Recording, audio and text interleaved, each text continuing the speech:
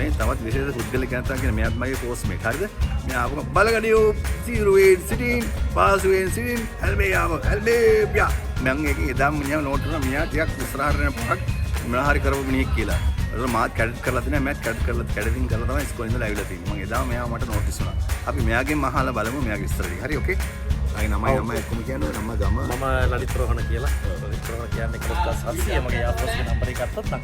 ඊට පස්සේ අපි යාපෝස්ගේ ජොයින් උනේ 88 ඉඳන් ඉතින් අපි සමග වගේ ගියා. මම හිතන්නේ පාසලට දවසක් අපි අපේ තාත්තලාත් එක්කම කතා කරලා තියෙනවා කාන්. මට මතකයි ඉච්චිහාම ඒ නමෙන් මට මතකයි. ඒක නේ මම මැරි කරන්න හිටපු වයිෆ් මැරි කරලා තිබුණේ නැහැ. ඒකට මගේ වයිෆ් මැරි කරන්න හිටපු වයිෆ් ආවා මේ එයා පොස්ට් එකට දාලා. ඒකට මේකට මේ අම්මලා අපේ තාත්තලා කට්ටිය සෙට් වෙලා මම ගාව ෆොටෝස් තාමත් මම දන්න විදිහට පරණ ෆොටෝස් දැන් ටිකක් සවුත් එකේ තියෙනවා. ඉතින් ඒකෙන් පස්සේ මම දන්න විදිහට එයා පොස්ට් එකේ අවුරුදු 12න් අපිට අම්මට අයින් වෙන්න හම්බුන්නේ නැහැ. කාන්නම් ඉතින් හරි වාසනාවන්තයි අතින් බලකොට මම 22 වෙනකම් එයා පොස්ට් එකේ හිටියා. එයා පොස්ට් එකේ ඉඳලා මම 2010 යුද්ධ සේරමත් ඉවර වෙලා ඊපස්සේ රිටයර් වුණා. රිටයර් වෙනකොටම මට ආවා ඉන්ටර්වයුව වගේක් තිබුණා ඇල්කම් කියලා කම්පැනි එක මම ඒකට ගියා. ඉතින් සිලෙක්ට් වුණා ඕමාන් එයා පොස්ට් එකේ උගන්නන්න. ඒ කියන්නේ ඕමාන් එයා පොස්ට් එකේ ඒක ඉන්ස්ට්‍රක්ටර්ස් වගේක් හිටියේ. ඒගොල්ලෝ අතරව අපි ඒකයි ඕමාන් එයා පොස්ට් කියලා කියන්නේ තාම. ඒගොල්ලෝගේ තිබුණේ සම්පූර්ණ බ්‍රිටිෂ් කට්ටිය තමයි ඒගොල්ලෝ කොලෙජ් එකේ ගන්නේ. ඒගොල්ලෝ ටෙක්නිකල් කොලෙජ් එකක් තිබුණා. ඒකේ වේකන්සි එකක් වෙන තිබුණා. එක්කෙනෙක් අවුරුදු 65න් අයින් වෙනවා. ඒක නිසා එන්නේ කියලා. ඒ වේකන්සි එක ඉන්ටර්වියු එකක් කරා ඒගොල්ලෝ ලංකාවේ. ඒකෙන් කොහොමද මම සිලෙක්ට් වුණා. ඊට පස්සේ ඒකට ක්ලාස් එකක් මම කරන්න දීලා සිලෙක්ට් කරගත්තා. පස්සේ ඉතින් 2010 අප්‍රේල් මාසේ ඉඳන් මම ඕමාන් ඉන්නේ. ඕමාන් ඉඳගෙන ඉවර කරගෙන යනවා. දැනට මම ඉන්නේ ෆ්ලයිට් ලෙෆ්ටනන්ට් වගේ රෑන්ක් එකේ ඉන්නේ. ඒකට කොමිෂන් රෑන්ක් එක තමයි ගන්නේ. හොඳ ලස්සන මෙස්සක් එකක් තියෙනවා. හරි සතුටුයි. ඒ වගේ මම මුලින්ම කරේ ටෙක්නීෂියන්ස් රට ඊට පස්සේ ක්‍රූමන්ලට දැන් අතරම පයිලට් තමයි ගන්නන්නේ. පයිලට් අප් කරන්නේ ඉන්ජිනියරින් සයිඩ් එකේ හෙලිකොප්ටර්ස් වල. ස්පෙෂලි ඇමරිකන් හෙලිකොප්ටර්ස් වල මොකද මට එක්ස්පීරියන්ස් එක තියෙනවා 2000 මම ඇමරිකා ගිහිල්ලා තියෙනවා කෝස් එකට.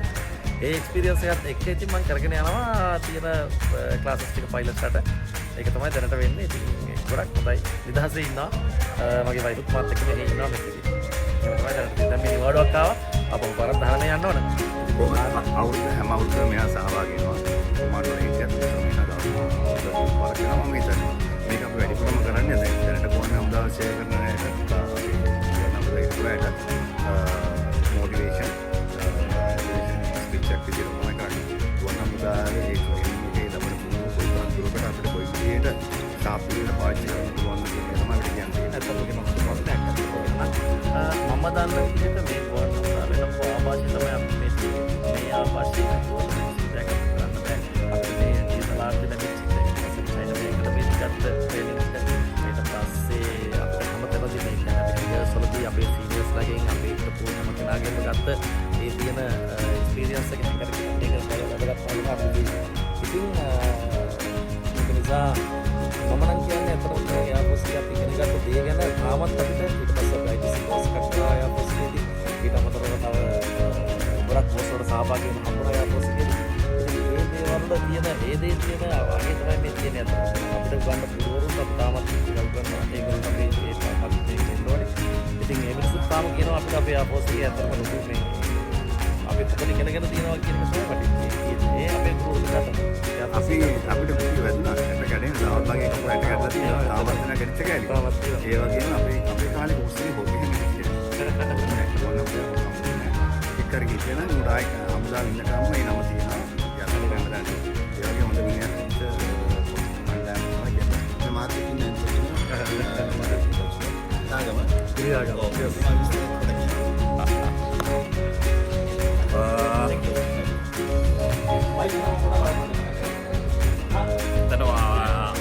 මගේ බැච්මේට් එක තමයි මම ඉන්නේ මේ වෙලාවේ. ඇත්තටම 80ට ගුවන් හමුදාව කටුනායක කඳවුරේ ප්‍රධාන දොරටුවෙන් ඇතුළු වෙනකොට නළුවෙක් වගේ පුද්ගලයෙක් හිටියා. කොණ්ඩේ මෙතෙන්ද විතරම වවලා. තාමත් මතකයි කොණ්ඩේ වලින් වෙන්නේ නේද? ඒ තමයි මේ අමීර් ખાન. ඇත්තටම ගුවන් හමුදාවේ වෛද්‍යංශයට බැඳිලා අපි එකටම හිටියේ. මගේ සීනියර් මෑන් මේ.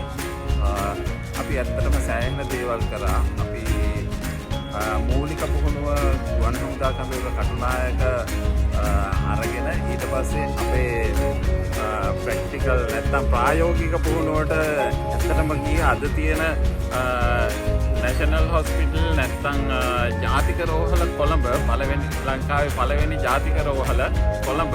එතකොට එහෙම එකක් නෙවෙයි තිබුණේ ජෙනරල් හොස්පිටල් කොළඹ. ඒක තමයි අපි දැන් තියෙන දන්ත වෛද්‍යාංශය තමයි. එතකොට ඇක්සිඩන්ට් සර්විස් එක නැත්තම් හදිසි අනතුරු වංශය තිබුණේ. ඒක තමයි අපි ට්‍රේන් වුණේ.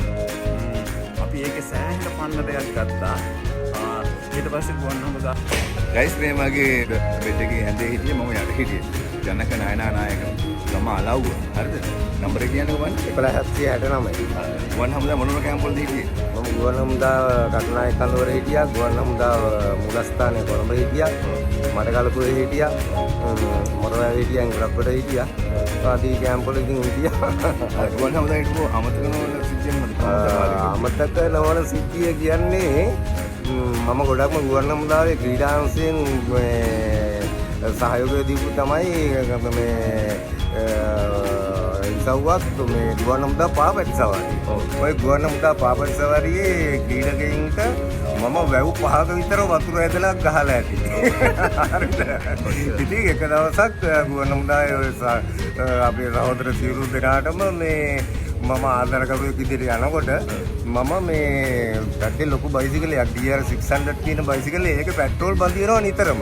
ওই පෙට්‍රෝල් බඳින හන්ද මම මේ පෙට්‍රෝල් මෙගා ලීටර් එකමාරක එකක් මම බඩේ ගහගෙන යනවා ආස්සේ. ඊට අමතරව මම මේ වතුර බෝතල තරහ යනවා ක්‍රීඩකයින්ට. මම පිටිපස්සේ යනවා දේවාල සිල්වා කියලා. මගේ යාළුවා. ඔය යාළුවා ටක් ගාලා ඇදලා දුන්නා අර වතුර බෝතලේ කියලා පෙට්‍රෝල් බෝතලේ ක්‍රීඩකයෙකුට ජීවන් ජයසිංහට. ජීවන් ජයසිංහ නෑවා පෙට්‍රෝල් බෝතලේ. නාලා පස්සපැත්ත දාලා රන් එක දුන්නා ස්ප්‍රින්ට් ඔක්කොම ගෙව්වා. ඕක තමයි ඉතින් මොකද වෙන්නේ නෑ ඉතින්. Thank you. මගේ කෝස් එක හරිය. නම්බර කියන්නකෝ. 11927. ළමත් එක්කම කියන්න. එන්නේස්මල් වීරතුංග. හරි. ඉරතුන් කියන්නේ මම ගුවන් හමුදා අමතකම සිද්ධියක්. අමතක නොවන සිද්ධියක් කියන්නේ මට මතකයි අපි පට්ටිපොළ මාර්ච් එක යද්දී අපේ ලංකාවේ සර්වෝදය නායක ඒ.ටී. ආර්යරත්න පුතා කැඩෙට් ආර්යරත්න අපිත් එක්ක හිටියේ. ඒ අවස්ථාවේදී අපි පට්ටිපොළ මාර්ච් එක යද්දී ඒ කැඩෙට් යන්න බැරි නම් මොකද සැප පවුලේ හැදිච්ච ළමයිනේ.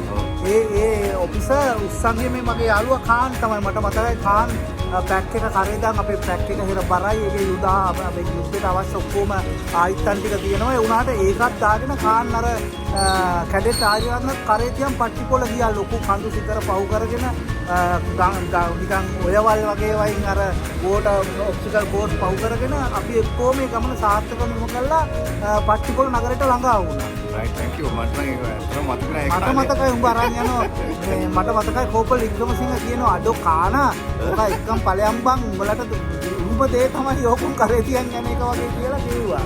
ඔබ කිව්සේ හොඳටම ගෙවේ මට. ඇහුවා අපිට මටත් ඇහුවා ටීවී බැලුවා. okay thank you. මේ මගේ කෝස් මේට් තමයි මගේ ස්කොට්ලන්ඩ් එකේ ඉන්නේ. මොකද ස්කොට්ලන්ඩ් එක? මන් ස්කොට්ලන්ඩ් හිටියේ. මොකද නම්බර කියන්න? 11858. නමත් එක්කම කියන්න. TAC නිශාන්. okay නිශාන්ත ගම කොයිද? LBD. අර අමතක නොවන සිද්ධිය මොකද කියන්නේ? ගුවන් හමුදාවේ ඉතින් ඕගොල්ලොත් එක්ක තාම බොහොම හොඳින් 59 පාඨමාලා විර කිරීම තමයි මගේ බොහොම හදවතේ දීච්ච එකම නේද.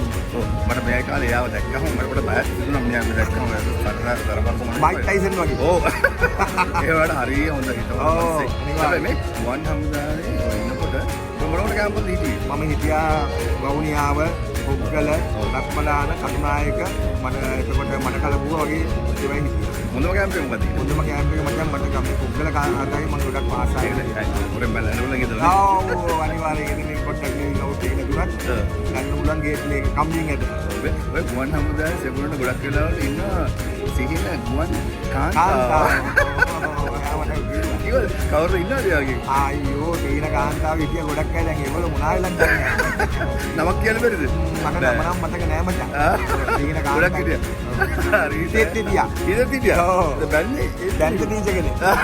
හරි ඕකේ. හරි රාට මෙඩිච්.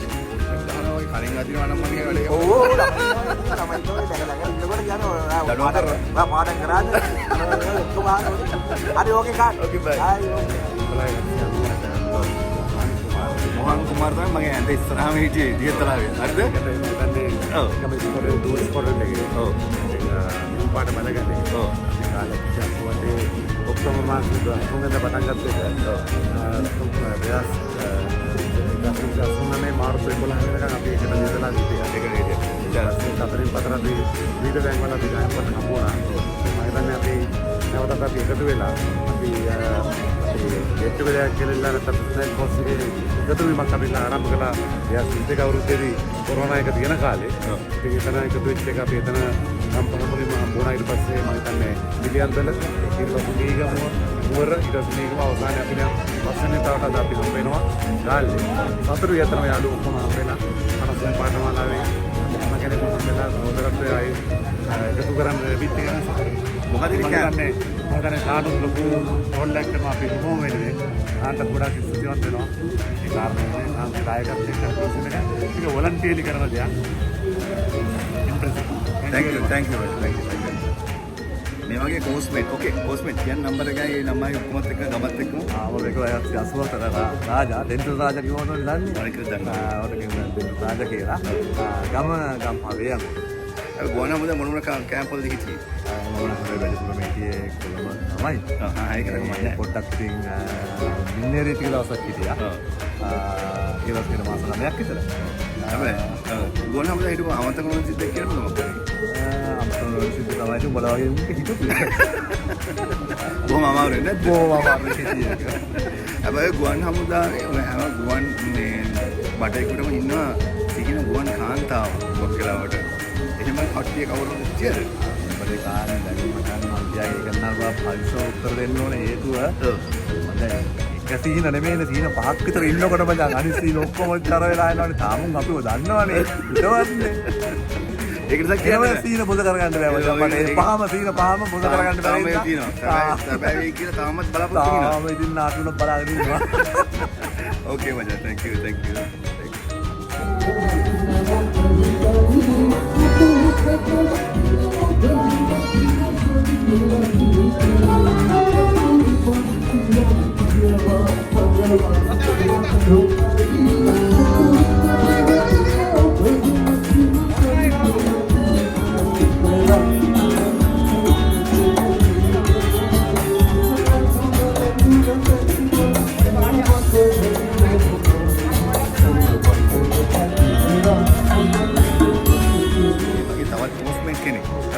නම්බර එකයි නමයි දෙකම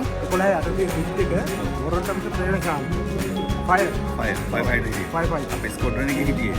නිතරම මෙයා මොකද පනිෂ්මන්ට් එකත් එක්ක තමයි හිටියේ මම දැක්කේ දකින්න ආකාරයට. ඔයාලට මතක ඇති ඔතනම මම වෙපන් 10කුයි ඔව්. D.3 වෙනස් කායිකේ ගලයි උස්සයි යනවා. අනිවාර්යෙන් දානවා. අනේ ඉතින් අපි කෝස් එකේ වෙච්ච දේවල් ඒවා ඇත්තටම දැන් අපිත් එක්ක බලද්දී මේ ඇත්තටම අපි වාර පන්තියක් ගන්න ඇත්තටම මේක ඕගනයිස් කරපු කට්ටියටයි ඔක්කොටම ඇත්තටම ස්තුතිවන්ත වෙන්න ඕනේ අපේ මතකයන් අවදි කරලා අපි ඉතින් මේ වාර පන්තියක් ගන්නවා ඉතින් අපේ කාන් සහෝදරයටත් මේ කැමරා අධ්‍යක්ෂකතුමා කැමරා ශිල්පියා ඉතින් එයාට එතුමාට අනිවාර්යෙන් ස්තුතිවන්ත වෙන්න ඕනේ මේ ඒ වගේම මේ මෙවැනි දෙයක් සංවිධානය කරන්නත් කිරීමටත් ස්තුතිවන්ත වෙමින් අවතුරටත් සංවිධානය කරන්න අපි එකගතාවේ බල කරමින් ඒවා වේදිර ඉෂ්ට වේවා පතමින් අපි ඒකට කියන්නේ නෑ. කෝස් එකේ තිබු නම මොකද්ද? ඒ හැම එකකම නමක් තියෙනවනේ. අනිත් නම මොකද්ද? මගේ නම කිව්වේ මේ මිස්ටර් ප්‍රේමචන්ද්‍ර. අනිත් නම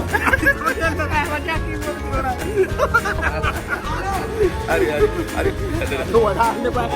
ගයිස් මේ මගේ කෝස්මේට් ඒ වගේම මගේ ෆ්‍රෙන්ඩ් එයාගේ මහම නම්බර එකයි නම කොහොමද කියන්නේ? ඔයා නමසියට ඉංග්‍රීසි අනකොට ඒ පණියක් කාර තමෝද ඉන්නේ. ඔව් ඕකේ. වන් හම්දාගේ අමතක නෝන්ස් කාන්දේ තමයි අහන්නේ. මේ ගොඩාක් තියෙනවා. අප දෙන්නගේ අමතක නෝන්ස් ඉති ගොඩක් තියෙනවා. ගොඩක් තියෙනවා. ඒ කියන්නේ ඒ සුන්දර මතක ජීවිතේට කාලවලට මොකද ලබන්න කියලා ලබන්න බැරි අත්දැකීම් කරලා අපි ලබාගෙන තියෙනවා. ඔව්. මතකද පොල් කෑල්ලේ දිව්වා.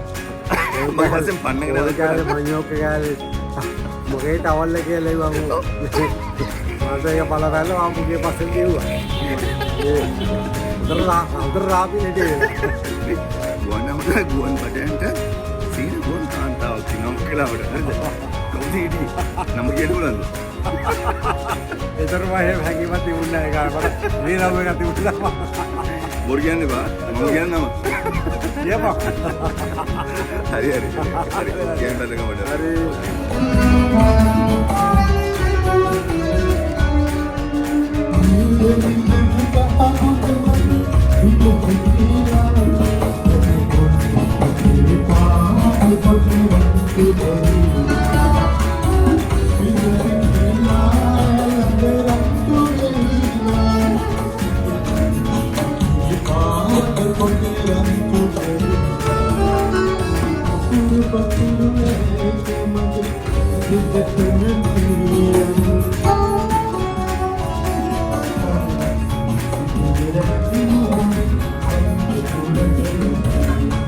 මගේ පෝස්ට්මේට්. ඕකේ.